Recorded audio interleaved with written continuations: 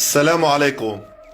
يعني مشهد والله ببكي، والله قلب الكافر بيبكي دم لما بشوف مخيم كامل لاخواننا السوريين اللي هربوا من البراميل المتفجرة عم نحرقه كرمال على قولن انه شخص غلط مع شخص تاني بلبناني، وفي اقوال بتقول انه بدهم شغيلة سورية شغلوهم، ما اشتغلوا معهم حرقوا الخيم، وفي اخبار بتقول انه اغتصاب فتاة سورية او مؤهلة ضربوا المعتدي.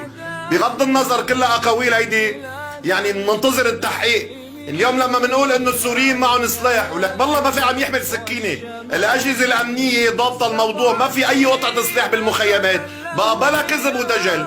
واهل المنيه استقبلوهم من اكثر من سنتين وثلاث سنين وخمس سنين ما حدا اعتدى عليهم، بس في بعض شزاز الافاك موجودين بيناتنا هدول اضرب من كفار قريش. يعني اين نحن من حديث، وين نحن من حديث الرسول المسلم اخو المسلم؟ وين نحن من حديث الرسول المهاجرين والانصار؟ لما اجوا المهاجرين عند الانصار كل واحد عنده بيتين، عطى بيت له وبيت لاخوه المسلم الثاني اللي هو من المهاجرين، قسموا بيوتهم، قسموا المصاري، كل شيء واحد معه مصاري عطاه نصهم لاخوه. وين نحن من احاديث؟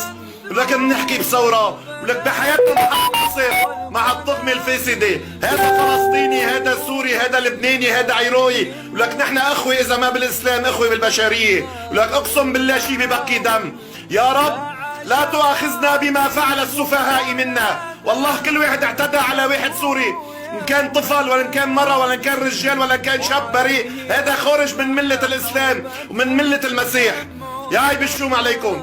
بعدين ظهري المنظرين كتار، هذا بيقول لك اغتصاب فتاة، هذا بيقول لك شغيلة، هذا بيقول لك اعتدوا على بعض، ولك بغض النظر شو ما صار، لك اذا واحد غلط معك شنو عليه البقية؟ لا تزر وازرة وزر اخرى.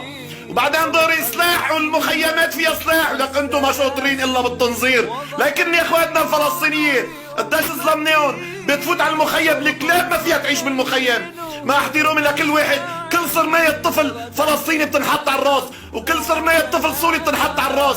يا عيب الشوم عليكم. شو الفرق بينكم وبين الجزار بشار؟ شو الفرق بينكم وبين العدو الصهيوني؟ يا عيب الشوم. بنحرق الخيم كلها، ولك اهل المنية اهل النخوة والخير والبركة بريئين من هالكلام هذا. حاسبوا الفاعل، ومنطالب الاجهزة الامنية. وين الكاميرات اللي عم بتصور انه حرقوا الخيم؟ ولك بتعرفوا الشردة والوردة، هيدي فتنة ما بيستفاد وراها الا الظالمين والفسدة بهالارض. شو بدي اقول؟ حسبنا الله ونعم الوكيل.